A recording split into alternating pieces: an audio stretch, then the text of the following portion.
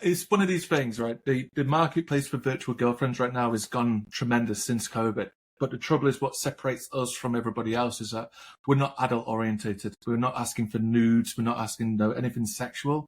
We're actually using the AI to better the human who's using it. So if you're a guy that struggles in relationships and you've not had a girlfriend in 10 years, she'll get into your head and realize, what are the problems? Why, can't you find a girlfriend? Could be that you're overweight.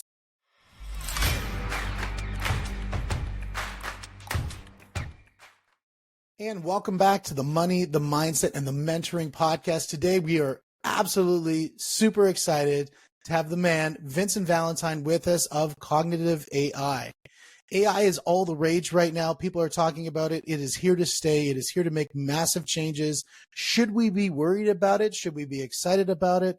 We don't know. That's why we got Vincent Valentine here with us to give us all the good details on this. Vincent, thanks very much for joining us. Thank you for inviting me. So AI, Cognitive AI, tell me a little bit about what you guys do there, and so we can get a little bit of an understanding of who we're chatting with. Right. Cognitive AI is a holding company that develops next-gen AI services. So we've purchased literally the best AI domains in the world because the co-founder, his background is digital assets in domains. So normally before he would be a solo entrepreneur, he would buy domains and then flip them for money. Where this time round, he got these great domains and he approached me. I've got nearly 20 years of experience in building businesses, digital businesses, as well as tangible. And he just thrown them at me and said, right, what do you want to work on? And we own probably around about 10 to 15 other top level domains.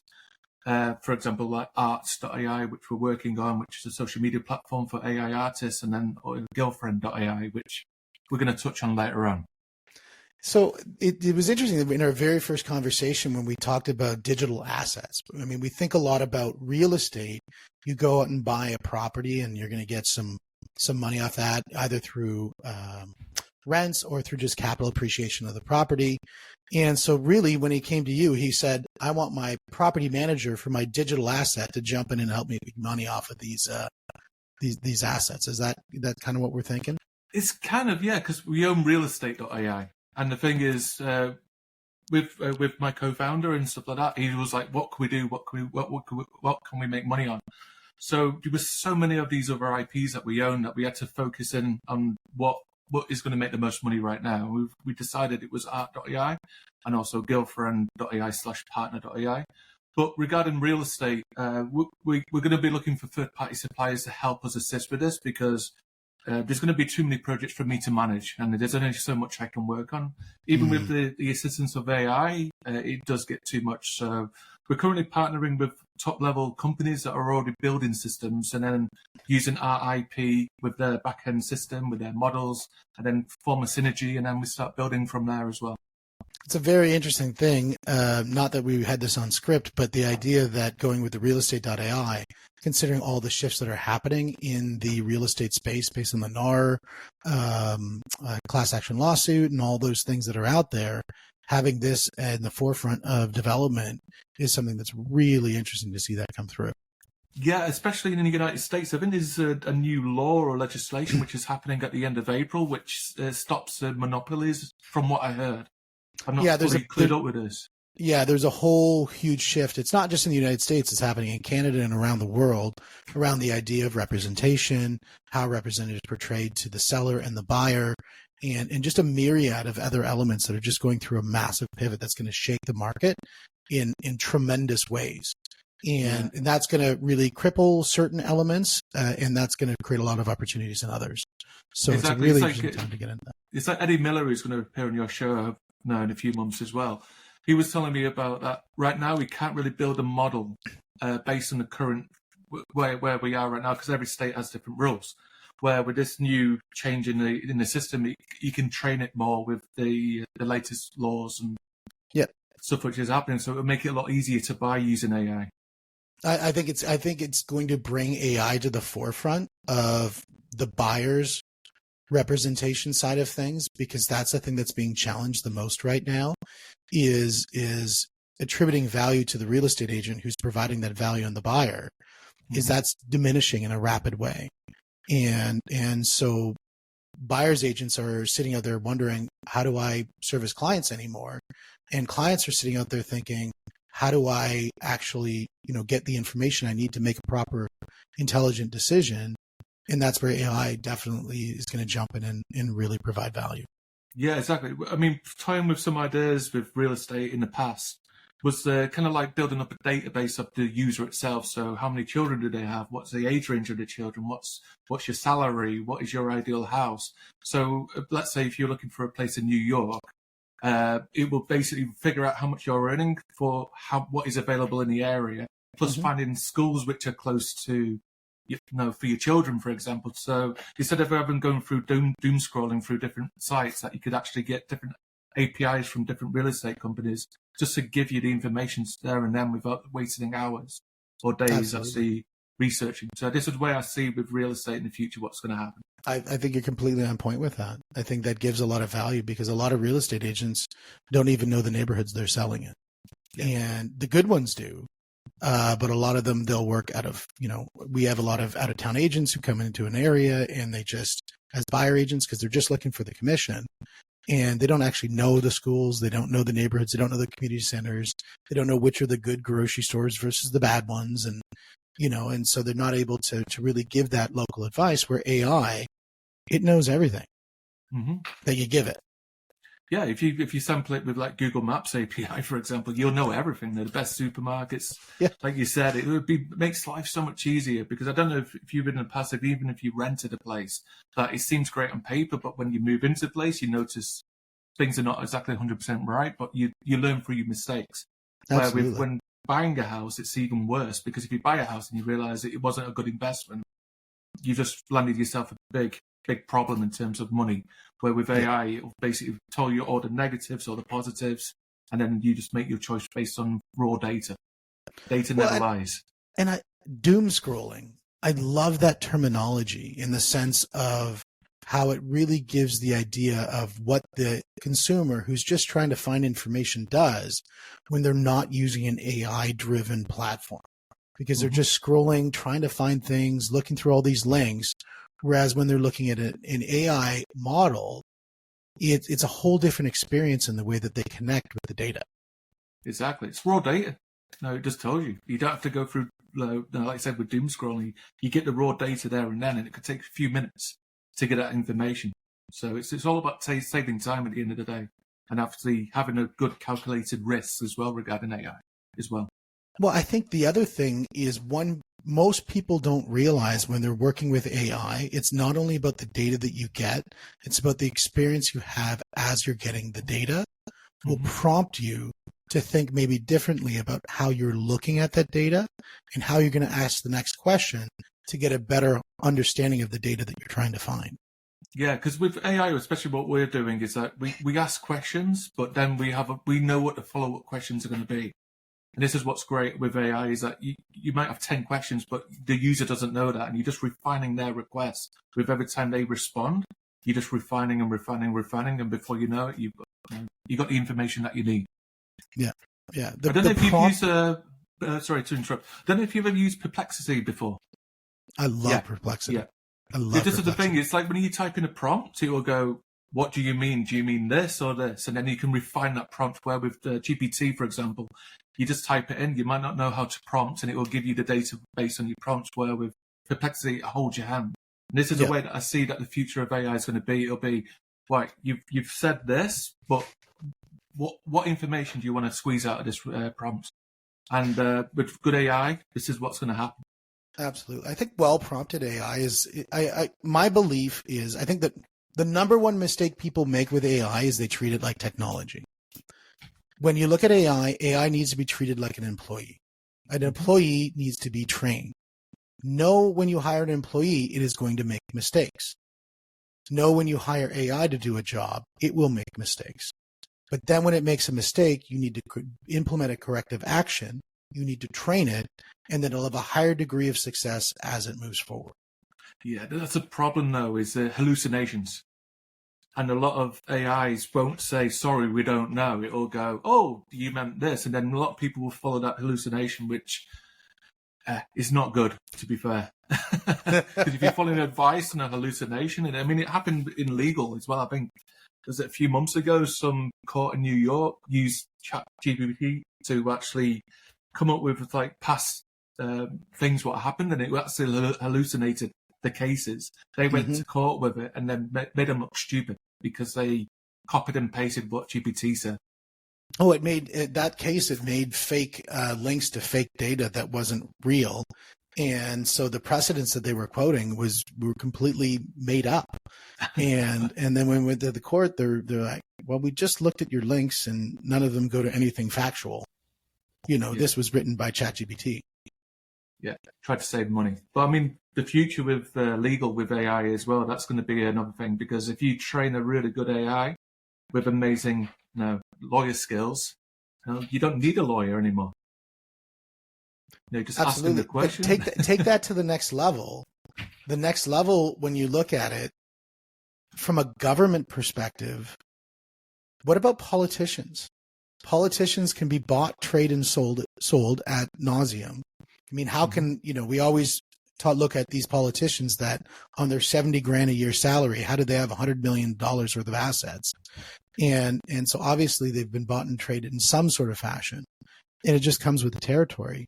The idea of having a sort of a digital blockchain LLM model that could then be with an open architecture of here's the rule set of how this decision making happens with the government that you voted for.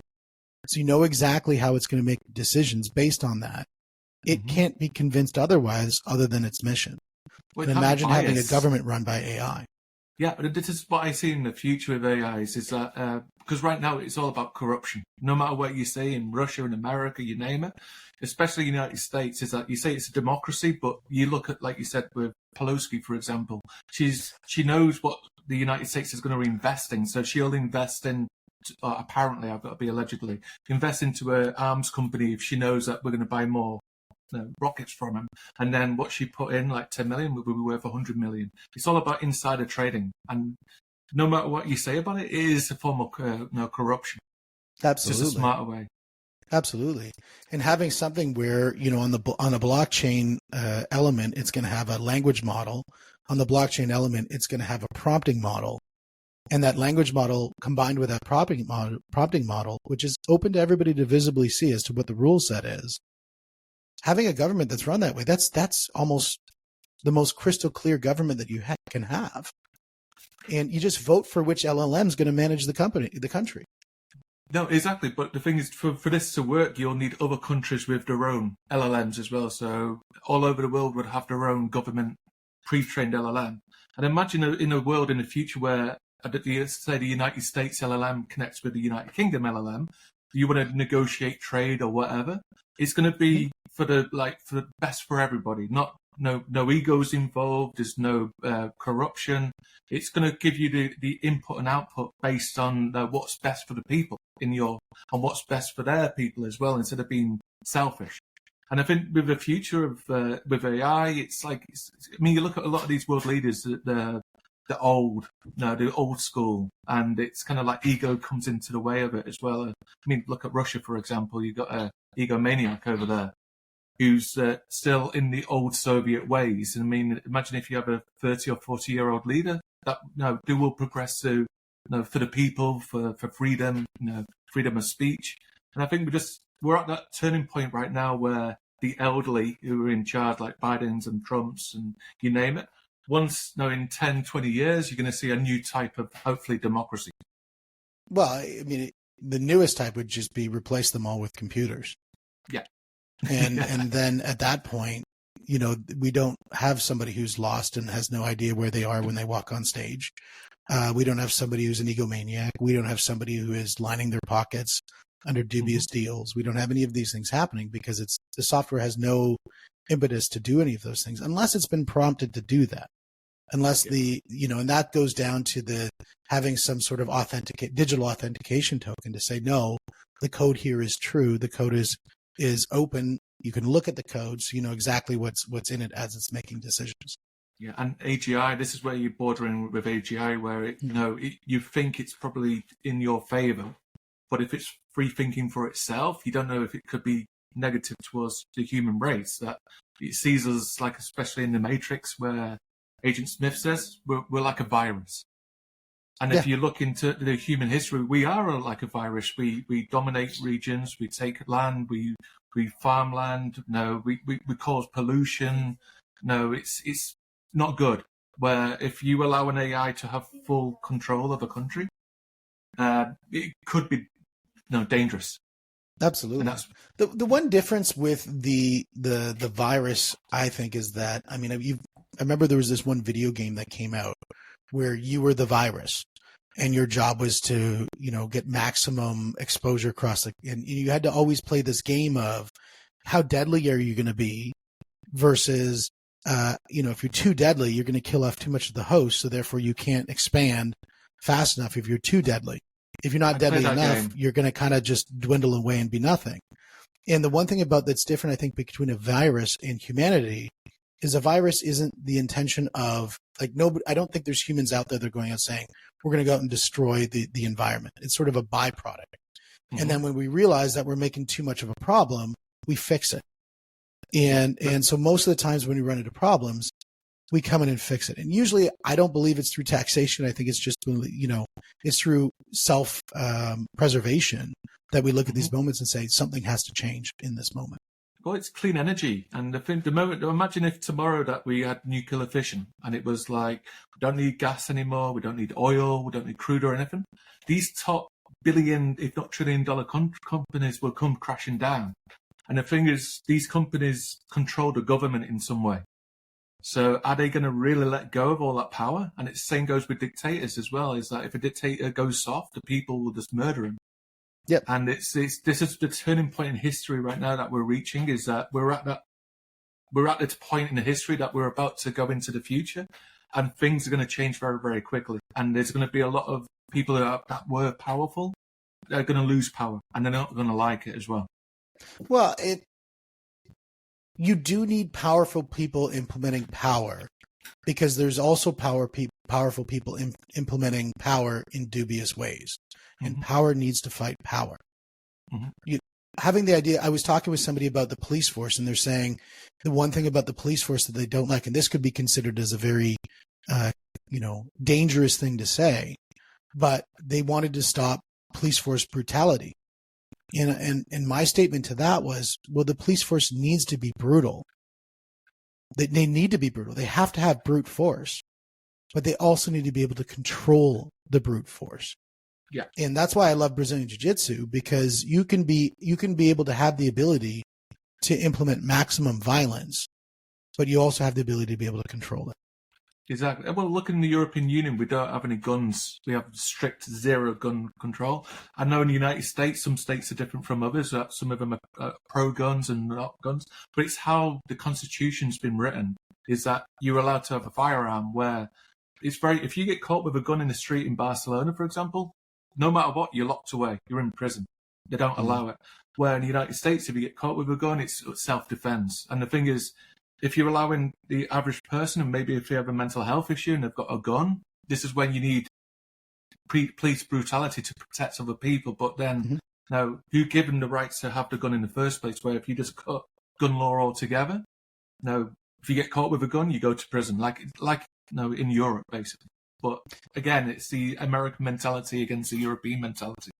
Well, and the idea of being able to, preserve yourself in a moment that's required where you're against all odds. That's the idea of what the American thing. It's the absolute neutralizer of size, shape, color, race. A gun doesn't matter. It doesn't have any predisposition. But it neutralizes things to create a level of equality to some regard. I mean, look, if Boston Dynamics goes out and makes all these robots to become, this army, your little gun isn't going to matter compared to what's going to show up on your front door. You're going to want it like an EMP gun or something, which is going to be totally different.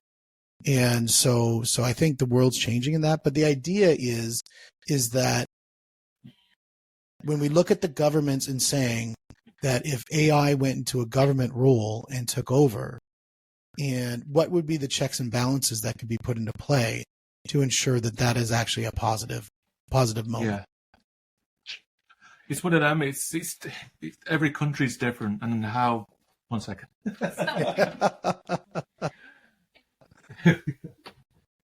Got to get the sun.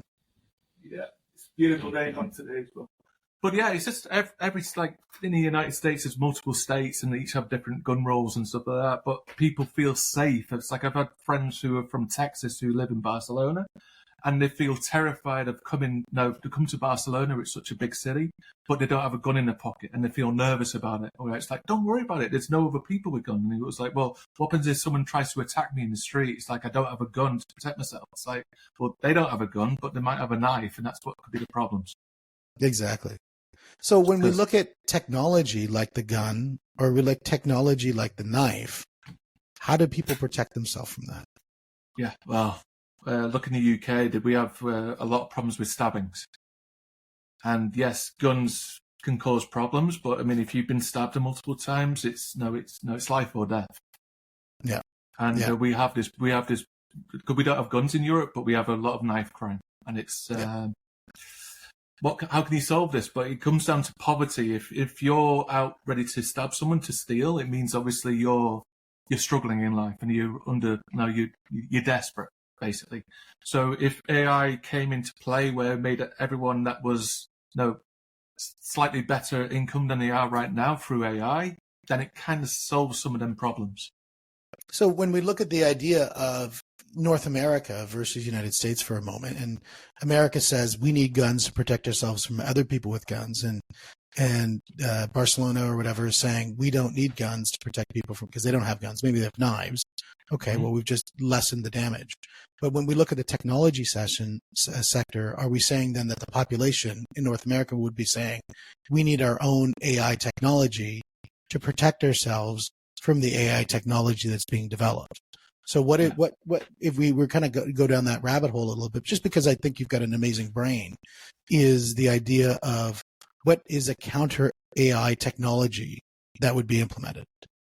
Counter AI is just simply not using it, basically just ignoring what AI says. But if somebody has a gun, I don't think you can ignore the gun that they have. So if you're saying I need to be able to counter AI and AI would be contrived to be the gun, what would be the counter to that? This is unknown territory right now, and it's quite a scary territory to go down, because how do you stop the person having a gun in the first place? You have to change the law. You have to change the constitution.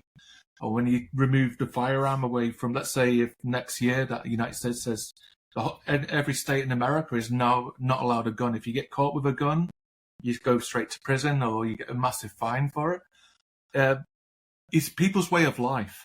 Now, if you're born in Texas and you're used to carrying a gun for like 40 years, and then you take that away from that person, that you remove that self-defense, that if someone comes up to you and shouts at you, you just pull out your gun and go, sorry, what were you saying? And chances are they will walk away. So how do you do that with AI then? How would you do, like, from the sense of, if you have an AI technology that's controlling the legal space, and I find that technology controlling the legal space, the AI, is a misprogrammed LLM, and it's causing all of these issues.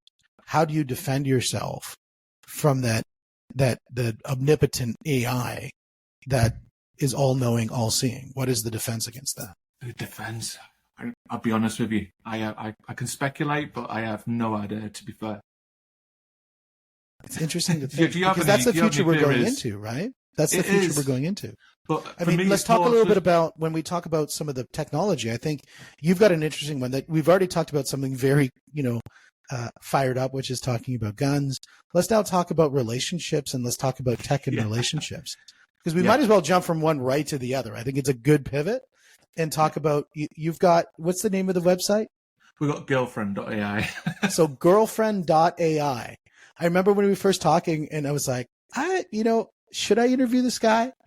Is this going to be one of those conversations? And I was like, I'm going to take a chance and see what happens. Yeah, it's one of these things, right? The marketplace for virtual girlfriends right now has gone tremendous since COVID. But the trouble is, what separates us from everybody else is that we're not adult orientated. We're not asking for nudes. We're not asking anything sexual.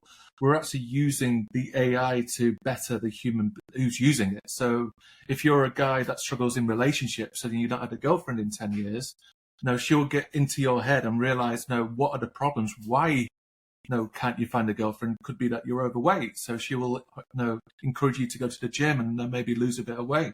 Or if you're not looking after your personal appearance, she'll help you, guide you into a better place. And even if you're not romantic, if you got zero romance into you, she can train you to become more romantic, to attract the other partner, because everyone is different and everyone's programmed differently, especially if you've been brought up with mental health issues, especially during COVID. A lot of people with underlying mental health issues came forward, and including myself.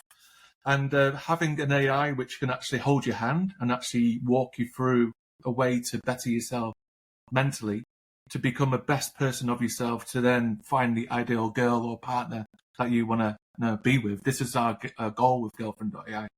So Girlfriend.ai, when you look at that, that's less of a romantic relationship with a computer program and more of a relationship development tool to help you become more apt to be able to find the perfect relationship for yourself. Exactly. It's like a relationship coach. So we've trained the model with relationship advice, with experts as well, to help people actually go out there and find it. And with the other podcasts, when we've been talking about girlfriend, there's always been a question, but like, what about boyfriend? What about if you're gender neutral or whatever? It's like we're just doing one part of the market, which is girlfriend.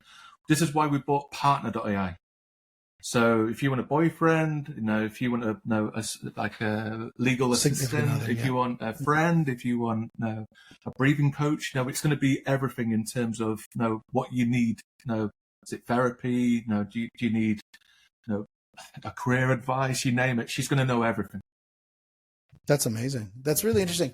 And it makes me think of something like C-3PO in Star Wars. When we look at the future, we have these droids out there. Everybody's got one for some specific purpose. You might have a couple. You've got your R2-D2 and your C-3PO. And each of these droids have functional purposes that they're required to do, either negotiate trade, fix a machine, or anything like that. And certainly help with relationships. It's not going to have any judgment. It's not going to go, wow, that was weird. It's going to really focus in and say, okay, well, this is who you are or who you want to be. And so therefore, this is what you need to do to attract the person that you want to be with the person who you're going to be. Exactly. She's not going to laugh at you. She's not going to take the piss out of you if you say something wrong.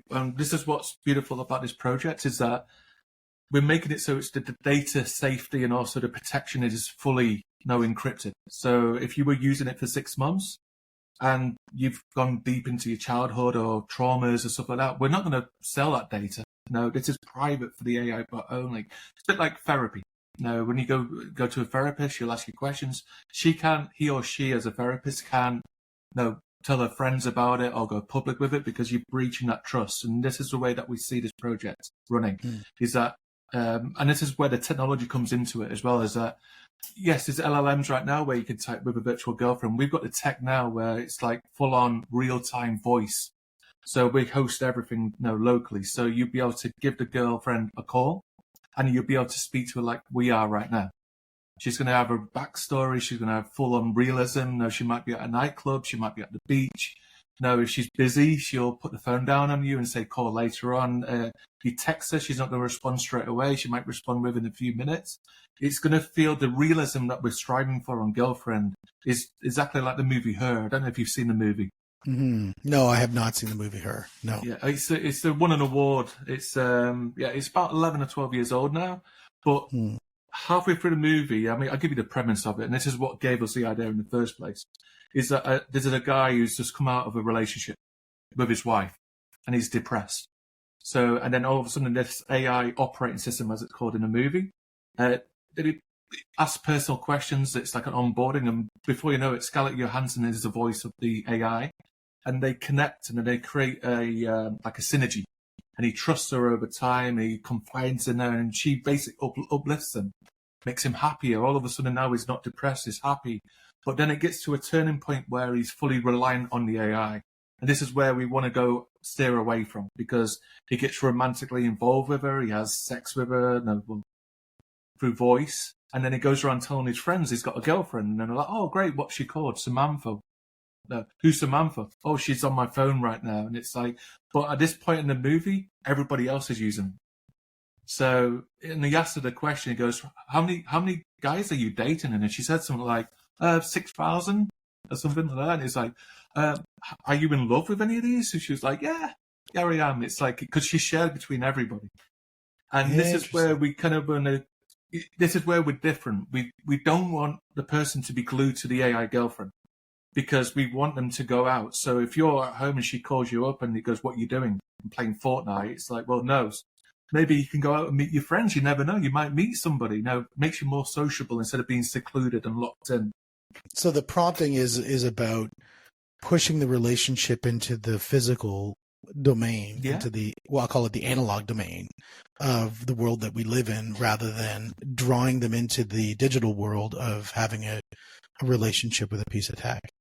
Exactly. And she's like giving you friendly nudges, like the uplifting thing. So, for example, you might hate the job that you're in, but she'll call you up in the morning and go, hey, babe, no, I hope you have a really nice day at work. No, you work really hard. Give you the vocal commitment to actually uplift the human. And the more that you speak to her, the more she'll get to know you and what makes you tick and what makes you happy. And she'll just keep on pushing to motivate you to become a better person. But we can't say things directly because this is where the problem comes in. Because if the AI glitches and she goes, oh, you need to jump off the 12th floor window and you'll find a girlfriend, and someone does that, then we've got legal problems. So same with therapy. You kind of have to plant the seed. It's like, just to let you know, like 9 out of 10 people will find a girl if they go out to a dating night or something like that, where we have to kind of like direct them in the right path, but without it obstructing them to actually go ahead and do it. Yeah, it's the idea of never advise, never should somebody, but more think of what I might do would be this. What do you think? Yeah, exactly. And more prompt thought process rather than give prescriptive results. Yeah. I mean, if you look at the industry, especially with OnlyFans, it exploded because of the simp market that we're in. Yep. So men who will spend hundreds, if not thousands of dollars on a girl that he barely knows. He only knows through what's happening on OnlyFans. So there's a massive market for this. And if we can pull these people that are unfortunately can't find girlfriends, and then we go, right, we're going to make you a better person. We're going to help you find friendship. We're going to help you, find the perfect girlfriend. Because with time, like we're going to go back with partner, is that we're going to have girlfriend, then we go boyfriend, and then we're going to kind of like statistically evaluate each user. So with like GTA, like you have different parameters based on. We'll have the same as well. Like one of them could be romantic, another one could be how fit you are in terms of all this type of stuff, and then we can actually grab someone in, let's say, in Barcelona, and then a guy who matches up with a girl is exactly the same in Barcelona with the same parameters.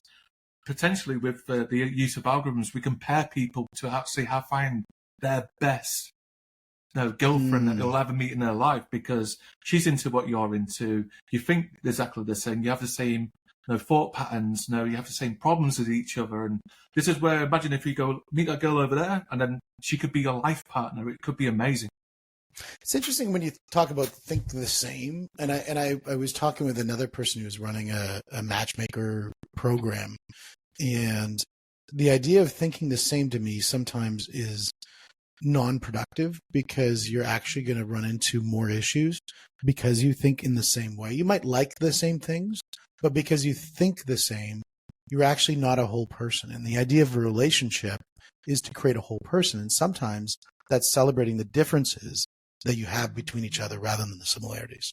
Exactly, yeah. You might find that you like more of a passive girlfriend or more of a leadership girlfriend that tells you what to do. And this is where we need to obviously check, with what is their ideal girlfriend. And no, the idea is what they like or what they need. Exactly, and this is what we're going to do is with the girlfriend itself. Is like if you say, I like a girl who's witty, funny, sarcastic, the girlfriend, the AI, will slowly evolve into that girl. So she becomes a mirror of the girl that you think that you want to meet. But then imagine after 2 months or so, you're like, well, I don't like the fact that she's bossy or she's sarcastic. I don't like that type of thing. You've just saved the pain of finding a girl who was like that, and you just realize, how do I get out of this relationship now? So it's kind of like a try before you buy in some cases. Mm. Yeah, that's interesting because you're really testing the schema of that personality type because you're building out the personality type that you think is the one that you want. I think if we even take a step back further, the idea, even just the principles that somebody's going to go through that thought processes ahead in advance of a relationship is like 90% further ahead than most people. Most people, they went to a party, they had a couple glasses of wine, they ended up in the back room with somebody, and guess what? Now they're in a 20-year relationship. Or they met each other at a library and they were working. Somebody dropped a pen and then they bumped heads and they giggled about it, and now they're in a relationship. So it's relationships sort of by constant, like by randomness rather than by purpose. And what you're saying is this can help them find relationships by purpose. Yeah, and because look what's the divorce rate in the United States? I know it's quite high in Europe.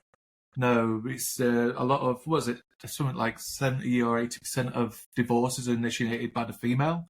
Mm-hmm. And no, I've been married twice, so I've got experience in this side of things. So I was married for 12 years before. We became really good friends, but then we fell out of love with each other, and towards the end, it was more of a friendship than actually a partnership. And we both split up. No, we have a son together and stuff, but we're still friends to this day. And this is the thing with a lot of relationships, when you've got children involved, it's very important not just to go, see you later. No, you got look after your child at the same time, because if you don't raise this child correctly, they're going to have problems in life as well.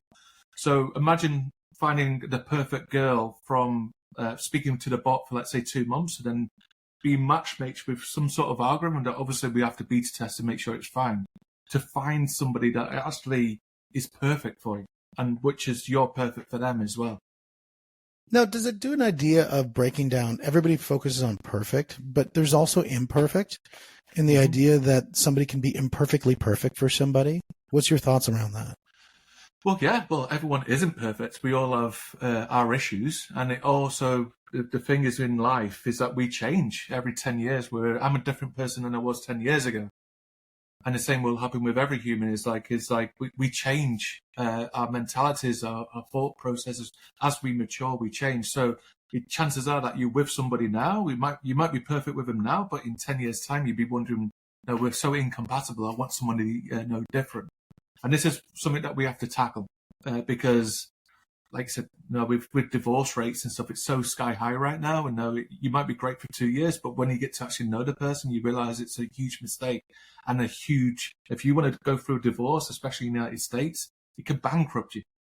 Mm-hmm. And this is where, if we could stop that at the very beginning, it's going to take time. So this is something that we're not going to release straight away. It's going to take years before we can perfect it.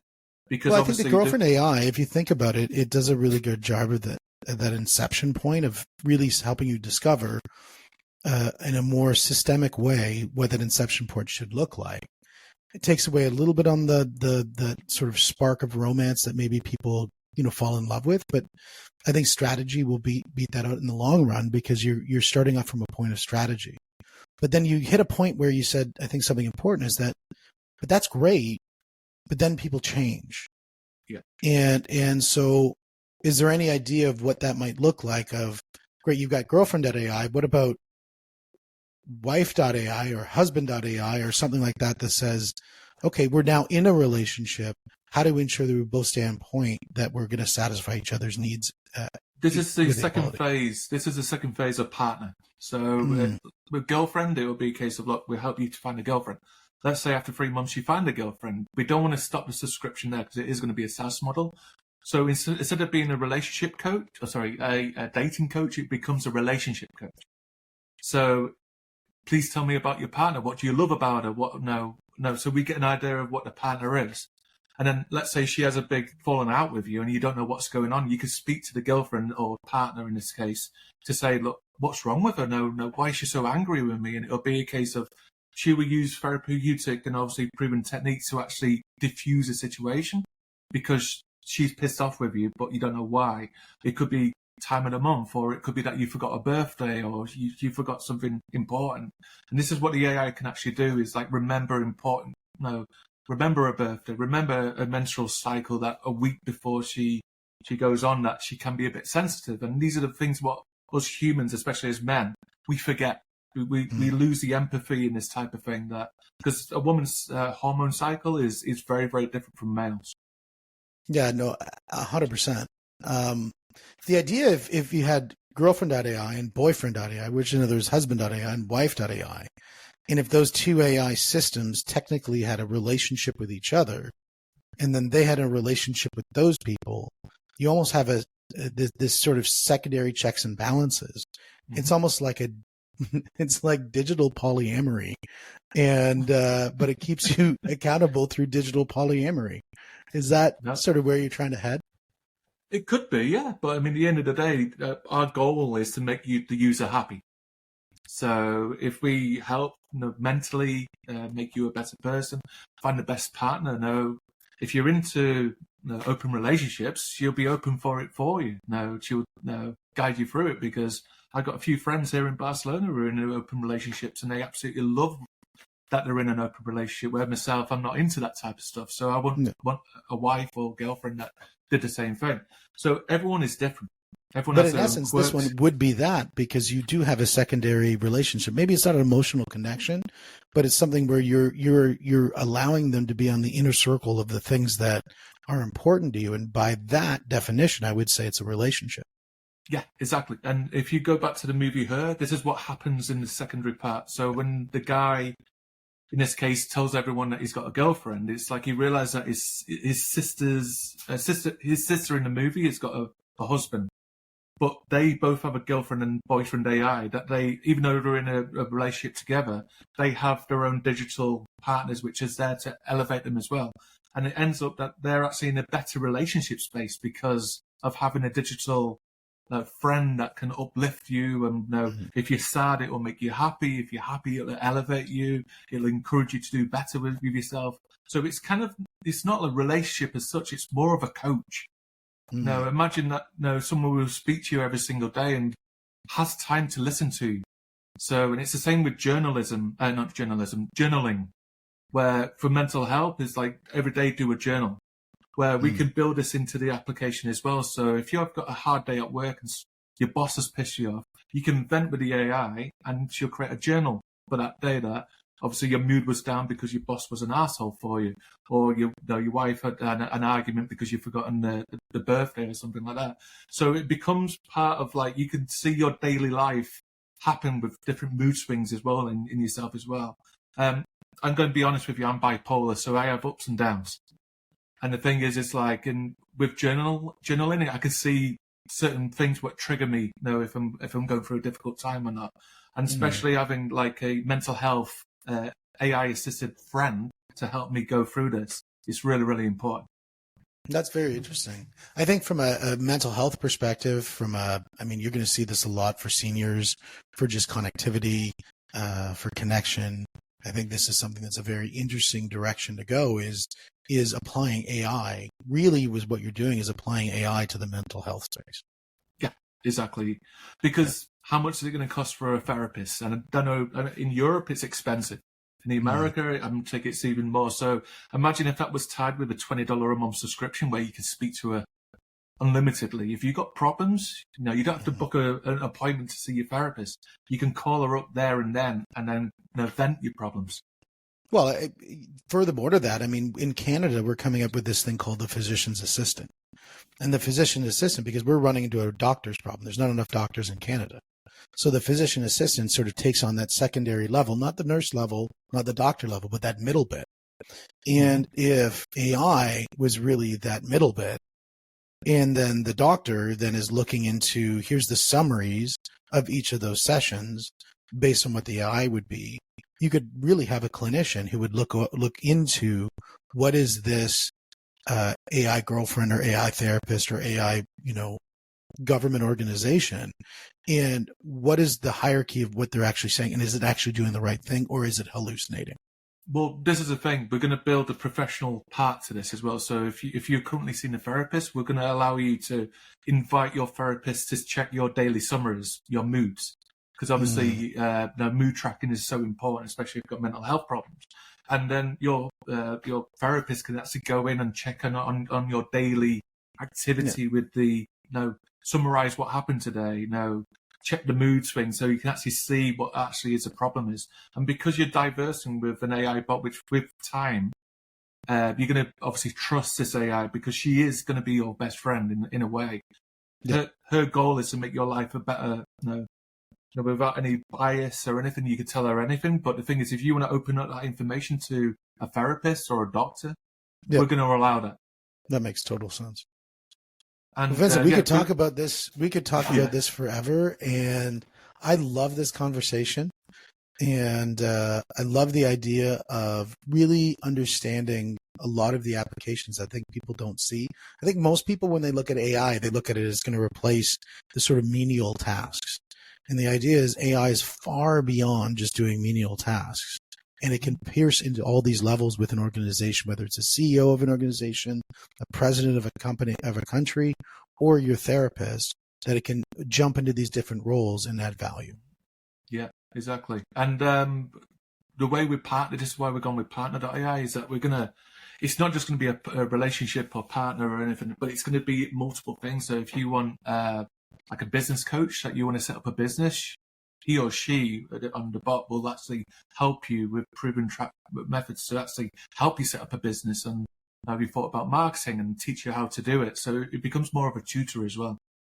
Yeah, and it's very interesting because the content creator could then upload and saying the spin that's going to go on this LLM, the prompting is the Steve Hamoon prompting or the money marketing, money mindset mentoring, methodology, or it's going to be the Vincent Valentine model. Yeah. And so you're going to have all these different skins, so to speak, that are going to go on top of it, that are you're going to be able to just, what flair do you want? Yeah, exactly. And we're not going to be perfect with this. It's going to take time to train each element because we're going to obviously use an open source LLM to start with, but we're going to make it into our own. And it means training, making sure that we're giving good advice, not hallucinating and stuff. And it's going to take time to perfect it. Yeah. Yeah. So, no, I think that's really cool. Well, I look forward to catching up on another one where we can, check in on progress and sort of check in on what sort of stories that we're getting from the data as to the successes or the challenges that are happening as it gets further into Do you want to beta test it? What's that? Do you want to beta test it? Sure. Yeah. You flip me a copy. Yeah, flip me a copy. I have to get my wife's permission, but yes. But no, if anyone listening wants to beta test it, if you just go to girlfriend.ai, put your name in there, we'll invite users to come in and test it as well. And also in partner.ai as well. So we're going to have a closed beta, which is going to be interesting. I like that. Very early just to get the users' feedback and stuff. But another project I want to talk about very briefly, and I know we're getting quite long now, is arts.ai. So with this, we're building a social media platform for AI artists. So the arts stands for artificial.